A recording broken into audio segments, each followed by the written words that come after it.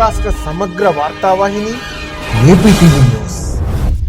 దేశం మొత్తం bird flu భయంతో గత కొన్ని రోజులుగా ప్రజలు చికెన్ తినేందుకు వెనుకాడారు.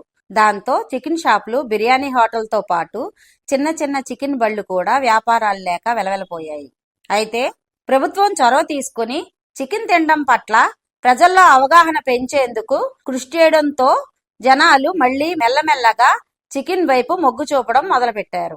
ఉగాది రోజున పెద్ద ఎత్తున జనాలు చికెన్ షాపుల దగ్గర క్యూ కట్టడంతో నిన్న మొన్నటి వరకు 200 రూపాయల దిగువన ఉన్న ధరలు ఒక్కసారిగా 300కు చేరాయి. సోమవారం రోజు రంజాన్ కావడంతో చికెన్ షాపులు మళ్లీ పుంజుకున్నట్లేనని వ్యాపార వర్గాలు ఊపిరి పీల్చుకుంటున్నాయి. అయితే సాధారణంగా 200 నుండి 230 రూపాయల మధ్యలో సామాన్యుడికి అందుబాటులో ఉండే చికెన్ ధరలు ఒక్కసారిగా 300 రూపాయలకు చేరడం సామాన్యుడి జేబుకి చిల్లు పడ్డట్టేనని ప్రజలు వాపోతున్నారు.